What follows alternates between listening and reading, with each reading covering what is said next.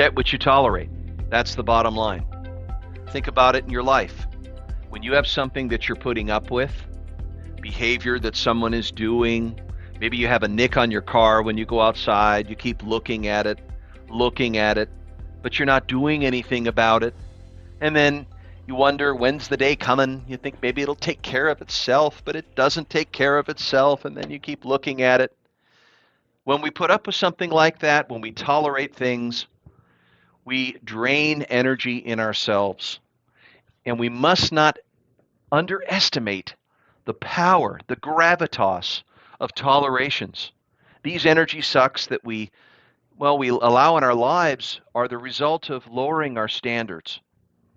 That rather than focusing on creating what matters to us, we let the messes just be there.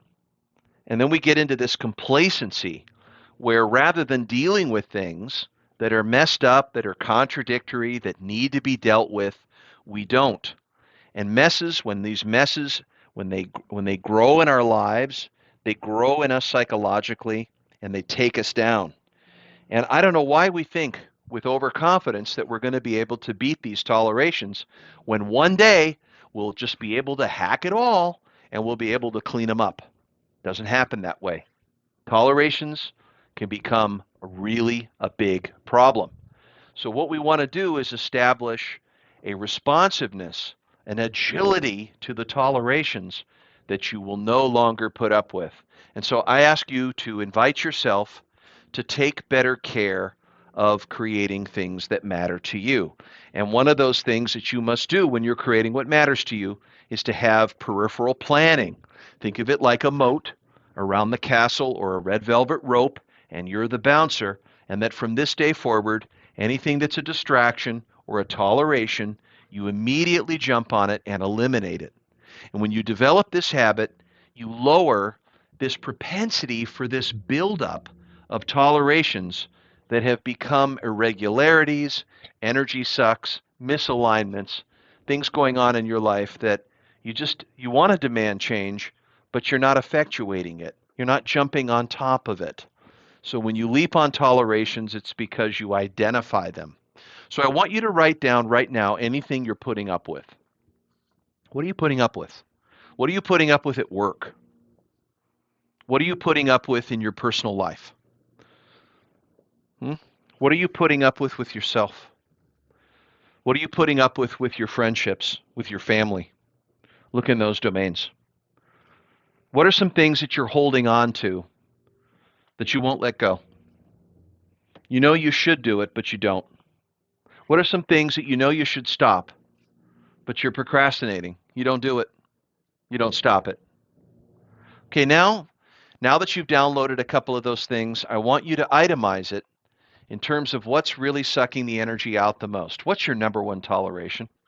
What are you putting up with the most? What's the thing that's really taking the most energy from you? The vampire that is your first wooden stake? Yeah. Then what's number two? What's number three? And as you list these out, let's take three of them. Right? So these are some significant fews that equate to a very large amount of impact. And then I want you to write down next to it your DAC, your decision, your action, and your communication. What is the decision that you need to make? The decision is what you're going to do about it. And then what's the action that you're going to take by when, or what's the communication? What's the decision, action, and communication? Make sure that you give yourself a date and time, or maybe you say within this week, so that you make up your mind and choose to create what it is that you're going to create. Now, the idea of eliminating a toleration isn't just eliminative, it's actually generative, because the reason why we eliminate tolerations is to generate the energy that we need to move towards things that we need to be focusing on. So this is the part of our creative process where we're eliminating tolerations like clearing the decks for action.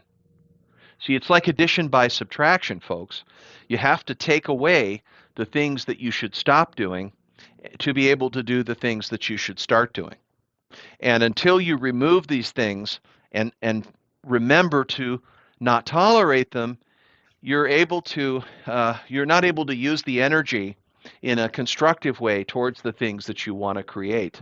It's like watering weeds. And instead, we need to learn to weed the garden and jump on it quickly like whack-a-mole.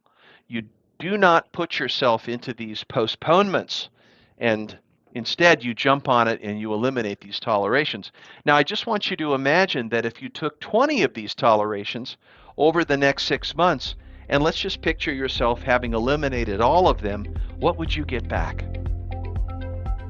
Imagine that motivation. What would you get back by having a toleration-free existence where you're not putting up with anything and you're being communicative about what you will not put up with? Now, one thing that might be important when you communicate a toleration to a loved one or someone close to you is to communicate the behavior that you're tolerating rather than the person.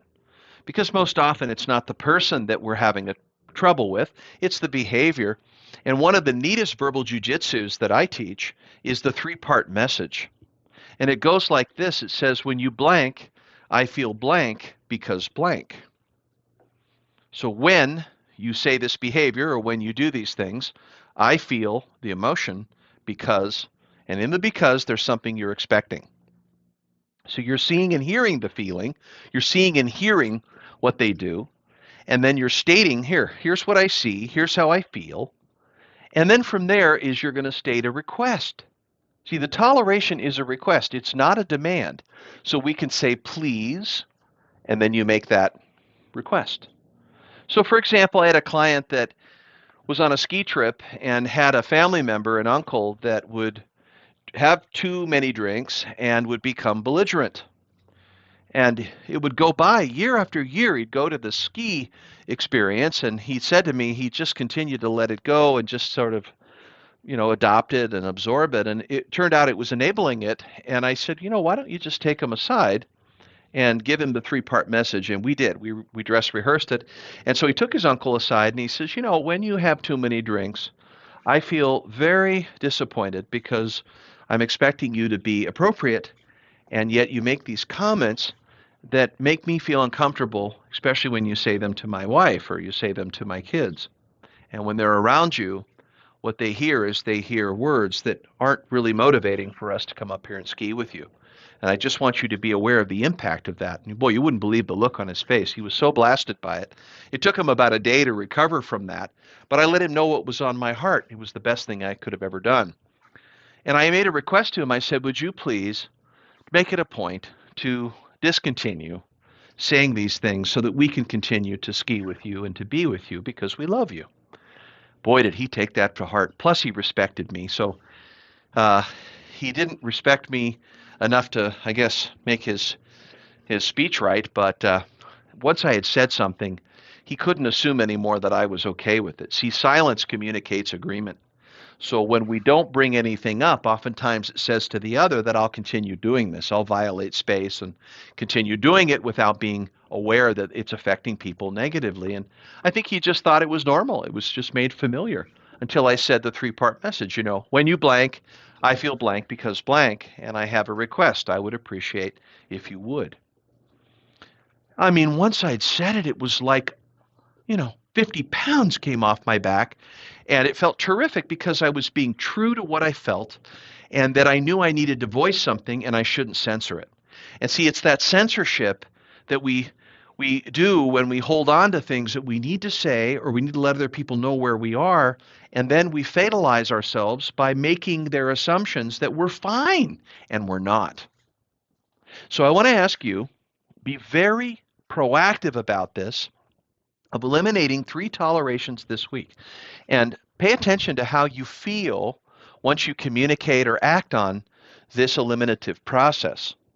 And to take note and make it a point over the next 90 days to eliminate the majority of your tolerations, but try 1 or 2 a week because it can be overwhelming. We're kind of popping pus on these, and that you're turning toward these messes and things that have been left undone. And as you start jumping on them, you begin to develop the habit of seeing it and hearing it and knowing how you feel and then needing something to change and then communicating it in a way that the other person is willing and able to acquiesce or to feel help with the boundary that we're setting. And you can be an iron hand in a velvet glove. That's right. It doesn't need to be something harsh. You're being professional about it, you're being gentle with it, and you're being diplomatic and firm. And so, again, focus on eliminating the tolerations in your life. Think about what you're putting up with and really make sure that you magnify the degree to which this is taking things from you, taking all that spiritual punch and energy away from what could be used better in refocusing yourself on the things that matter to you. And so it's important that you supply yourself that energy or regather your supply by being a little more assertive than you have in the past.